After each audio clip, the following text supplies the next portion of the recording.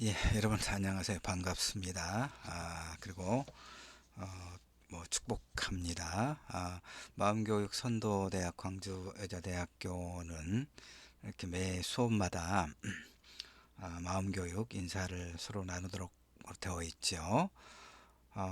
이제 9주차 공부가 지난번에 자아성찰 에세이를 끝으로 이제 9주차까지 수업을 했고, 이번 주는 우리 글쓰기 실용 10주차 공부를 하지요. 10주와 11주는 프레젠테이션에 대해서 공부를 하고, 11주와 12주차 아니 다시요. 10주와 11주차는 프레젠테이션과 관련된 공부를 하고, 12주와 13주차에는 인터넷 시대의 글쓰기에 관해서 공부를 하도록 그렇게 하겠습니다.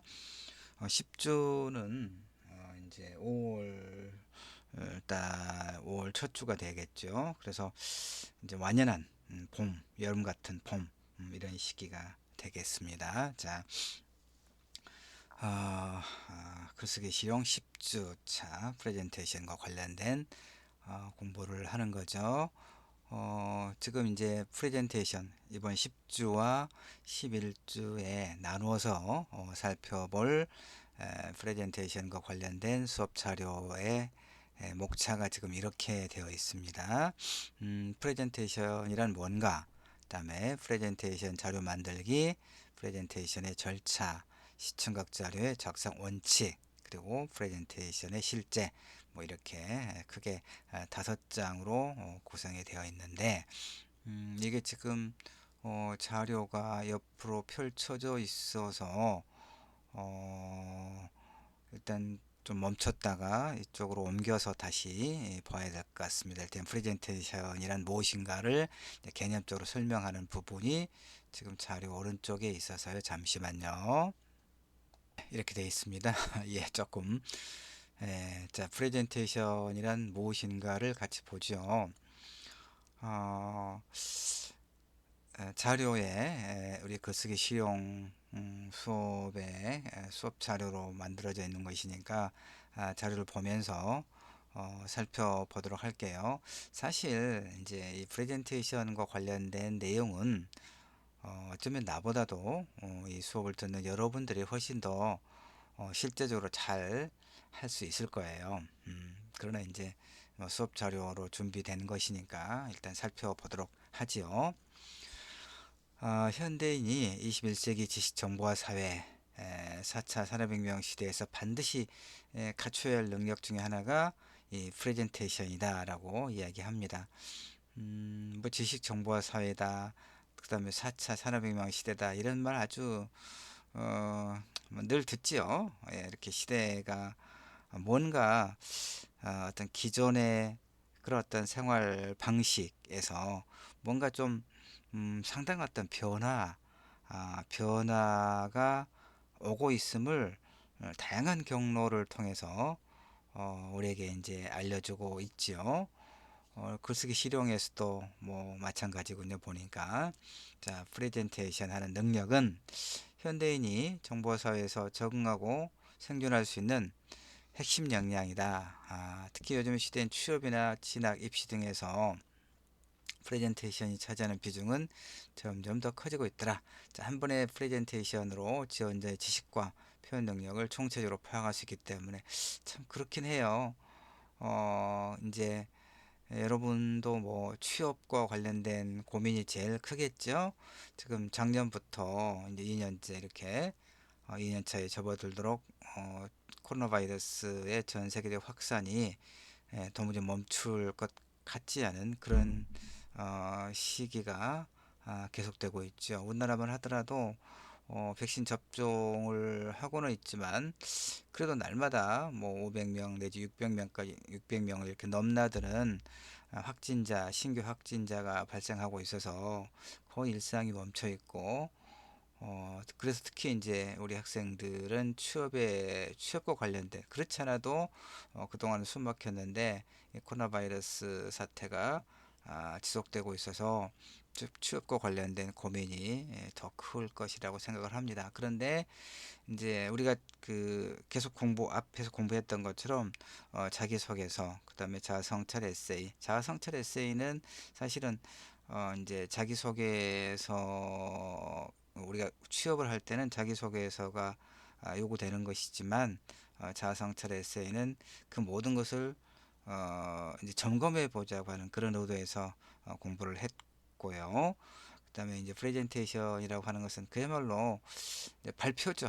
발표. 어떤 무엇인가를 발표하는 것인데, 그 오랫동안 공부했던 것이 이 짧은 5분 내지 10분의 발표 기회로, 또는 뭐 그야말로 2, 3분의 면접으로 당락이 결정된다거나 이런 게 있어요. 그래서 참 어찌 보면 그 두루두루 불합리하다는 생각이 들긴 하지만, 그러나 뭐 이런 과정을 거쳐서 다 이를테면 뭔가를 뭐 선발을 한다거나 뭐 통과를 한다거나 그러는 세상이다 보니까 잘 준비하는 것 외에는 방법이 없겠죠. 자, 그래서 지금 이 첫 번째 문단에서는 이제 프레젠테이션이 그 생존과 관련해서, 생존 능력과 관련해서 얼마나 중요한가를 지금 다시 한번, 우리가 아는 내용이긴 하지만 다시 한번 강조를 이렇게 하고 있습니다. 두 번째 문단 보죠. 그 다음에 그 IBL, 그러니까 질의응답하고 그 토론하고 그런, 우리가 격주마다 하고 있는데 몇 주 차인지는 뭐 지금 내가 메모를 보기가 마땅치 않은데, 하여튼 그 질의응답 중에 어떤 친구가, 그러니까 내가 2주차에 그 리포트 작성부 특강을 했었잖아요. 우리 글쓰기 실용뿐만 아니라 내가 하고 있는 수업들에 공통적으로 비대면으로 수업하니까 두루두루 리포트 쓸 기회가 많아서 2주차에 리포트 작성부 특강을 하면서 그 들여쓰기, 문단 나누기, 이걸 강조를 했었잖아요. 그러니까 자 봅시다. 그 친구가 들여쓰기가 뭔지를 이제 좀 더 설명해 달라고 했는데, 사실은 설명을 내가 많이 했었는데 그 친구가 수업을 사실은 제대로 안 들어서 그런 질문을 하는 거죠. 자, 다시 한번 봅시다. 이게 들여쓰기예요. 들여쓰기. 여기 보죠. 지금 이 커서 이 손가락 모양, 손바닥이라고 해야 되겠죠. 손 모양의 이 커서가 지금 여러분 움직이고 있는 거 보이나요? 이 한 칸 비우고 쓰는 게 들여쓰기예요. 한 칸, 지금 원고지로 본다면 이제 200자 원고지 칸이 있잖아요. 그 개념이에요. 한 칸 비운다. 근데 우리가 지금 이제 그 한글 프로그램에서 쓸 때는 사실은 이게 한 3칸 들어갔을 거예요. 적절하게 넣으면 돼요. 일괄적으로 똑같이.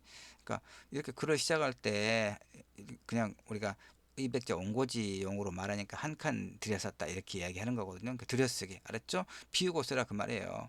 그 다음에 문단이 나눠졌고, 그 문단을 나눌 때 또 이렇게 들여쓰기를 하는 거예요. 그러니까 이걸 통해서 이게 하나의 문단이고 이게 또 하나의 문단이다. 지금 이렇게 잘 돼 있죠? 들여쓰기로 문단 구분하고 있잖아요. 그 다음에 뭐 글자를 뭐 맞춘 건 아니지만 한눈에 보면 어때요?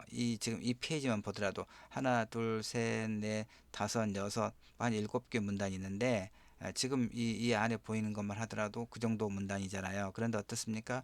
한눈에 보더라도 한 개의 문단의 그 글의 분량이 거의 비슷하지요. 거의 비슷할 정도로 이렇게 그 문단이라고 하는 것은, 그러니까 어, 이, 그 어떤 주제문이 하나 있고 그걸 뒷받침해주는 보조 문장으로 이루어져 있는 게 하나의 문단이죠. 하여튼 글을 쓸 때 들여쓰기 하고 문단을 나눌 때 들여쓰기. 알겠죠? 나한테 질문했던 친구. 자, 다시 봅시다. 하여튼 첫 번째 문단에서 의 핵심적인 내용은 뭐예요? 그 프레젠테이션을 잘할 게 필요하다 이 말이죠. 생존과 관련된 매우 중요한 능력 중에 하나다. 자, 두 번째 문단. 프레젠테이션은 의사소통 능력에 대한 관심의 증가와 더불어 프레젠테이션 도구가 이렇게 발달해 감으로써 다양한 영역에서 다양한 방식으로 활발하게 이루어지고 있죠. 또한 프레젠테이션이 현대인에게 중요한 수단으로 부각한 이유는 뭐냐? 지식과 정보를 공유해야 하는 그런 필요성이 이제 더 증대되고 있기 때문에 그런 거죠. 아무리 뛰어난 지식과 정보를 갖고 있다 하더라도 그것이 상대에게 정확히 전달되고 이해되지 않는다면 그 정보는 사실 없는 것과 다름없다, 이런 얘기입니다. 예를 들어서 한 사람이 인류를 암으로부터 구해줄 의학 정보를 발견해냈다.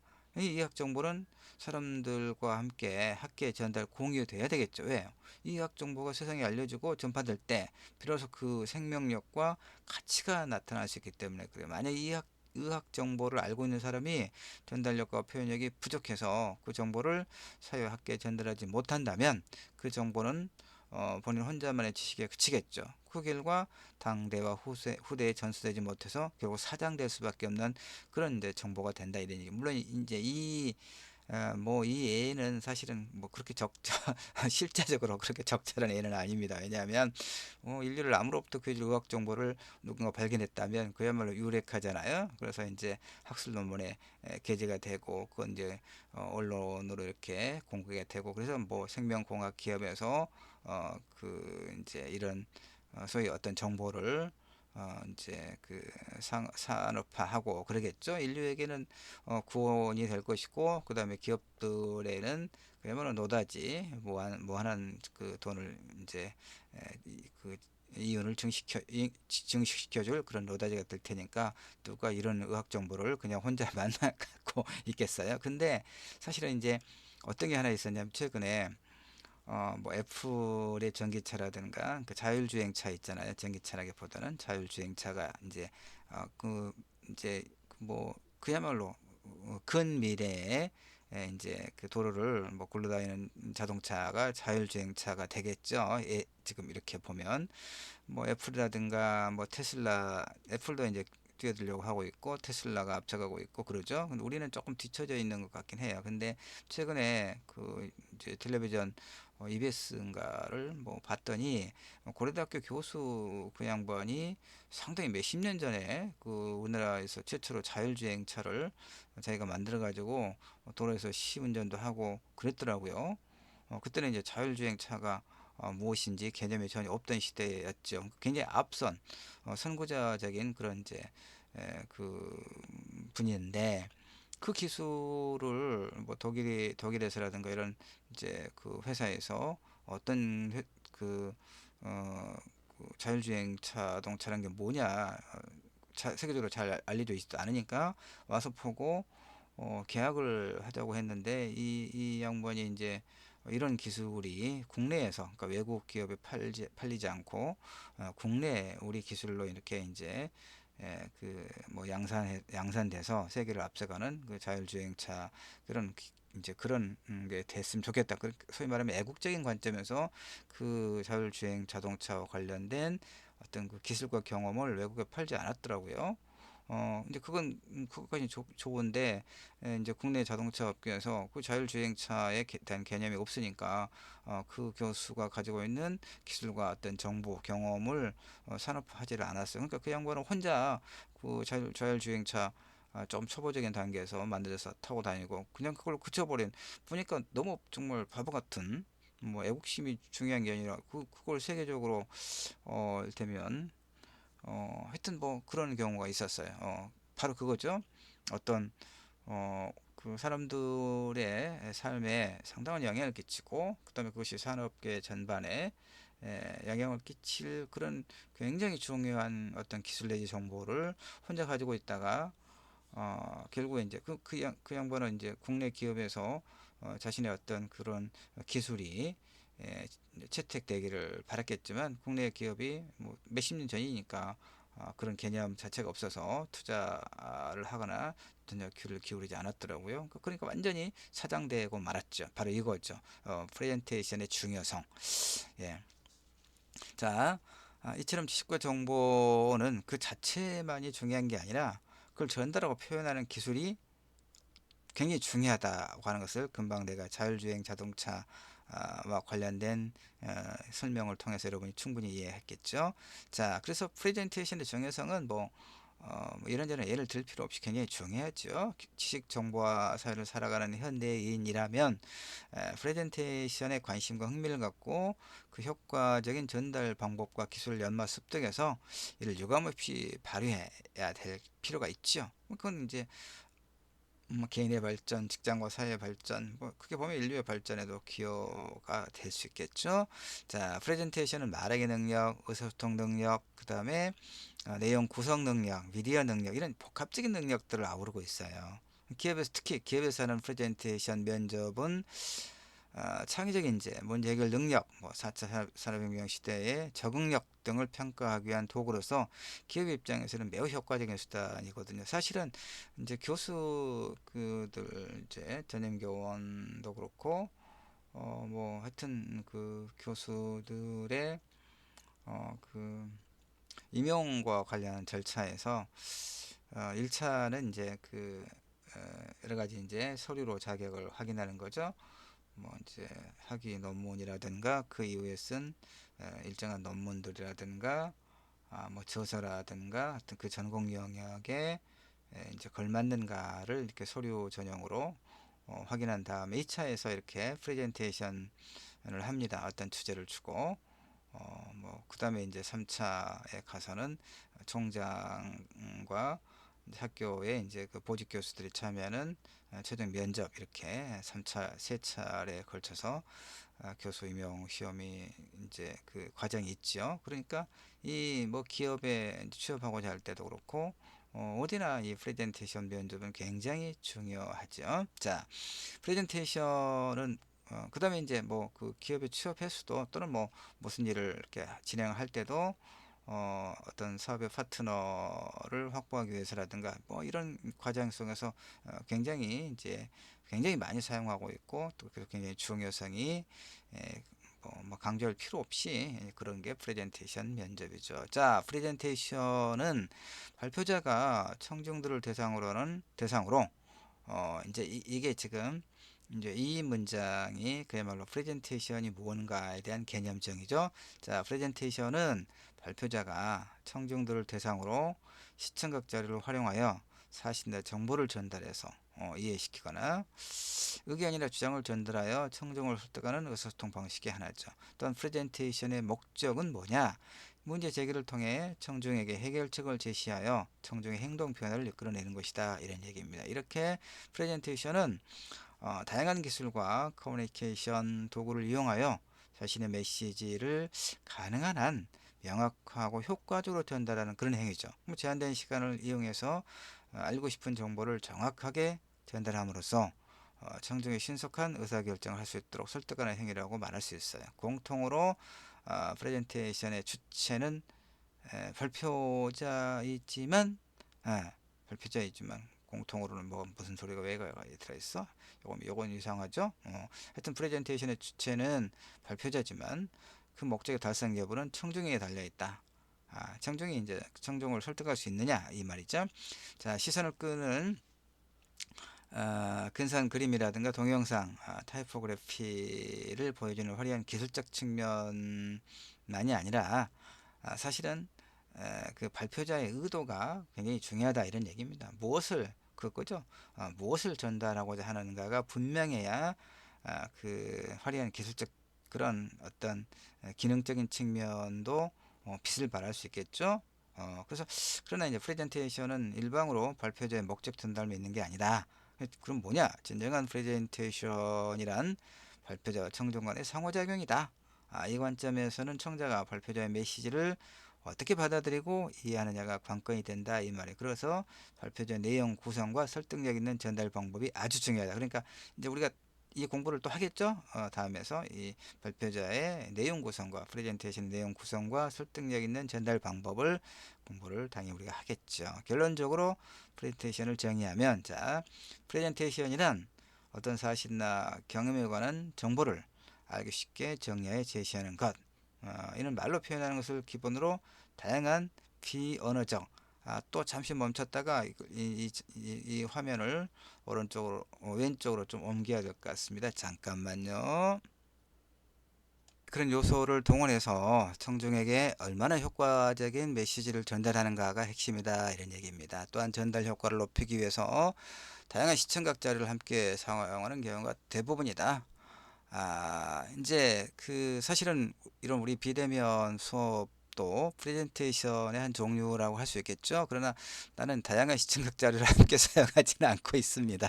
예, 수업 자료를 여러분에게 보여주면서 설명하는 방식으로 하고 있죠. 자, 시간 제한이 그 시간이 제한되어 있죠. 그렇죠. 결과 지향적이다. 결과 지향적이라는 게 결국 이제 그야말로 뭐 패스냐, 피냐, 그다음에 페일이냐 이거죠. 고객을 감동시켰느냐 아니냐의 문제란 얘기죠. 따라서 빠르고 명확한 의사 전달 능력과 설득력 있고 긍정적인 이미지 표출이 프레젠테이션 성공의 관건이다. 자, 프레젠테이션은 목적에 따라서 크게 정보 전달 프레젠테이션과 설득 프레젠테이션으로 크게 나눌 수 있다. 자, 우리 지금 수업에서 내가 하고 있는 소위 이 프레젠테이션은 정보 전달, 즉 지식을 전달하는 프레젠테이션의 측면이 보다 강하죠. 어, 설명되고 있습니다. 정보 전달 프레젠테이션에는 이렇게 교육 현장의 수업이라든가 기업체 등에서 보고, 그다음에 학교 수업, 보고 발표, 기획안 제안을 비롯해 각종 회의나 강연에 주로 사용되는 건, 최근에는 기업의 신입사원 채용 과정에서도 아까 설명했던 것처럼 이 프레젠테이션을 하기도 해요. 설득 프레젠테이션은 기업 등에서 이루어지는 제안, 기획, 뭐 제품 홍보, 이건 이제 그런 그런 게 있다. 자, 프레젠테이션에 분류해 가지고 몇 개 좀 나눠 두었습니다. 자, 대다수의 프레젠테이션은 사실은 정보 전달과 설득 두 목적이 혼재되었다고 볼 수 있겠죠. 정보 전달 프레젠테이션에도 제공된 정보를 통해 청중의 생각과 태도, 행동 등을 변화시키려는 의도가 당연히 있기 때문에 그래요. 이런 의미에서 프레젠테이션의 목적은 청중에게 문제를 제기하고 그것을 해결하기 위한 방책을 제시해서 결국 청중이 어떤 의사결정이나 판단 등의 행동을 하도록 하는 것이다. 이렇게 말할 수 있겠죠. 그래서 프레젠테이션의 종류는 그 성격에 따라서 뭐 제품 PT, 업무 보고용 PT, 회사 소개 PT, 교육용 PT 뭐 이렇게 좀 그 나누어서 그다음에 이제 뭐 또 오른쪽으로 조금 옮겨야 되겠네요. 잠깐만요 또. 예. 그다음에 이제 뭐 기획, 제안 PT, 홍보 PT 이런 식으로 이제 나누어서 볼 수 있다 그랬습니다. 이걸 이제 내가 그 뭐 상세하게 이 부분을 설명을 굳이 하지는 않았습니다. 아, 글쓰기 실용 10주차 공부하고 있죠. 프레젠테이션이란 무엇인가를 공부를 하고 있습니다. 그 우리 이제 뭐 여러 차례 이야기해서 또 다른 수업에서도 뭐 설명을 해서 잘 알고 있겠죠. 하여튼 우리는 마음교육 선도대학으로서 수업을 시작할 때 인사, 수업을 마무리할 때 이제 명상 뭐 멘트가 있는데 나는 그 명상 멘트를 그 학교에다 물어봤어요.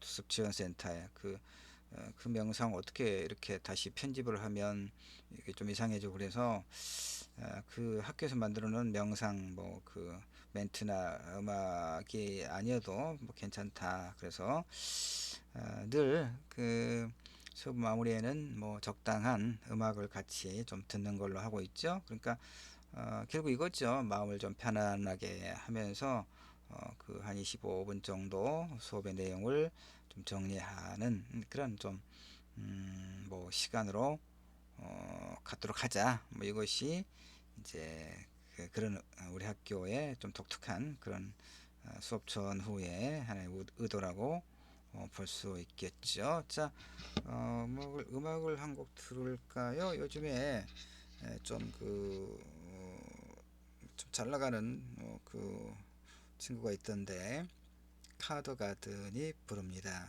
매일 그렇듯 하루 끝이 지나갈 때면 뭐 한 2, 3분 같이 듣도록 하지요.